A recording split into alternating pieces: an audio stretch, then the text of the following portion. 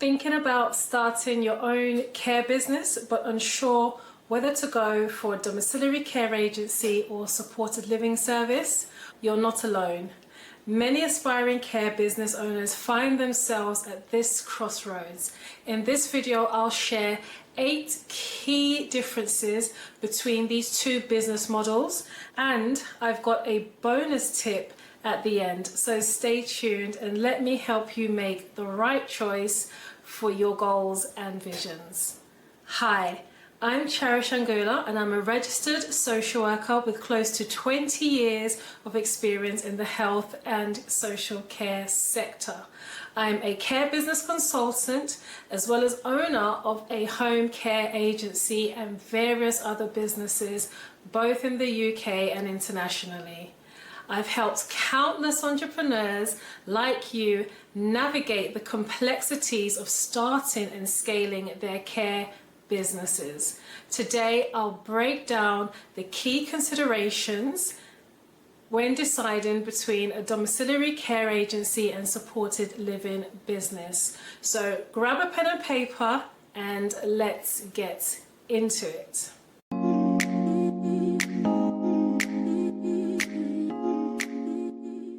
First things first, let's understand the core differences between these two business models. A domiciliary care agency provides care and support to individuals in their own homes. Think of it as helping people maintain their independence while staying in their familiar environment. On the other hand, supported living businesses focus on providing accommodation combined with tailored support for individuals who need assistance but want to live as independently as possible. Here, you're not just offering care, you're creating a home for these individuals. The number 2 key difference is in the regulatory requirements. No matter which path you choose, you'll need to register with the CQC in England if you are going to be providing personal care. So with domiciliary care, you'll need to demonstrate compliance with the Health and Social Care Act and show how you'll deliver care safely to clients in their own home. For supported living, the focus here is on both accommodation and the support services. Remember, CQC don't regulate services, they regulate activities. And in this instance, the activity that they regulate is personal care. Therefore, I want to make this very clear. If you are going to be providing supported living services for people that are low need or mid to low need, in the sense of CQC that they do not require personal care, then you do not need to register with the CQC. You only register with the CQC if you are going to be providing support with personal care. However, if you are going to be providing care for 16 to 17-year-olds, so these are individuals that are leaving the care system, then you would need to register with OFSTED. That is the regulatory body that you would need to register with. If you are going to be providing personal care to adults, these are persons above the age of 18, then you would need to register with the CQC. If you are not providing personal care, then you do not need to register with the CQC. For the 16 to 17-year-olds, regardless of whether they require support with personal care or not, you will need to register with OFSTED. So a tip for this is that the inspection criteria for both models overlap in areas such as safeguarding and staff training. So whether you're a dom care agency or supported living, you will need to have robust systems in place either way. The third core difference that we're going to be looking at is in the startup costs and funding. So starting costs can vary greatly between these two models. With domiciliary care agencies, typically you'll need to budget for an office space, staff wages, marketing and compliance tools. Startup costs for a domiciliary care agency are generally a lot lower than a supported living business. With a supported living business, you need to be prepared for higher upfront investment costs.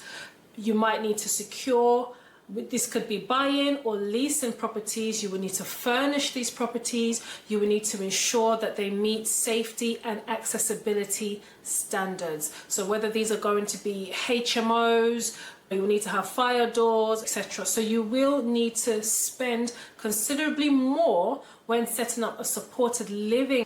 Client needs and target markets. You want to think about the types of clients you want to serve. So with domiciliary care agency, you can potentially serve the whole population. So you can serve children, adults, older adults. However, most domiciliary care agencies tend to cater for the elderly. So this is 65-year-olds plus, and tend to be people with disabilities, people with old age frailty, people that are recovering from illnesses. These are the types of clients that would need help with their daily activities of living, such as bathing, cooking, companionship, etc. With supported living, your clients tend to be younger adults, people that are younger than 65 years of age, who have learning disabilities, that tend to have mental health conditions and other support needs, who desire a more independent lifestyle but still require a degree of care. The service specialisms that most supported living providers tend to cater for are those with learning disabilities, those with mental health, and the 16 to 17-year-olds cohort. Those three are very popular within supported living. However, there are many other client groups that you can consider for supported living. These could be refugees, women who are fleeing domestic violence, mother and baby units. So there are different forms of supported living. Number 5, key difference between supported living and domiciliary care agencies is in staffing and team structure. Now, both businesses require a dedicated team, but their roles can differ. So with domiciliary care agencies, workers tend to travel, or they travel, should I say, to clients' homes, and they are the backbone of the business. You'll need a very good care coordinator to manage schedules and ensure smooth operations. With supporting living, it's a lot less chaotic in terms of staffing and staff numbers. Your team is most likely to include support workers who provide assistance within the living facility, as well as staff who are responsible for maintaining your property, so cleaners, things of that nature. One of the things, again, about staffing is, I said, with domiciliary care agencies, you have a lot of moving parts because you tend to have a lot of carers that are doing the care within the community. However, with supported living, it's a lot less chaotic because they're all in one place in the home, and one carer can tend to others. The residents in your supported living home can share the support staff, unless of course they're on one-to-ones or two-to-ones, etc. It's a lot less staff intense with supported living as opposed to domiciliary care agency. So this is something for you to definitely consider and think about. The next key difference we're going to look at is in revenue streams and business models. So revenue generation is another key consideration. For domiciliary care, income comes from providing care services, often funded by private clients or via the local authority. With supported living, in addition to the support fees, you will most likely receive some income through the rental income or the housing benefits if your property qualifies. So there are those differences where you can get a bit of extra money from the housing element of the service as well as from the care services. If you're finding this helpful and you want to learn more about how to start your care business, please be sure to subscribe and like, and you can also check out my free guide in the description box below for your guide to setting up a care business. Wanting to set up a home care agency and you're looking for a very in-depth, comprehensive book, then check out my new book, which is available on the website. Next, we're going to be looking at long-term goals and vision. You want to consider your long-term goals when it comes to which business you are opting for. Do you see yourself managing a high-volume, fast-paced service like a domiciliary care agency? Or do you prefer creating a nurturing community environment like supported living? Another crucial factor to consider is your exit strategy. If you plan on selling your business, supported living often commands a higher price due to its tangible assets, such as the property value.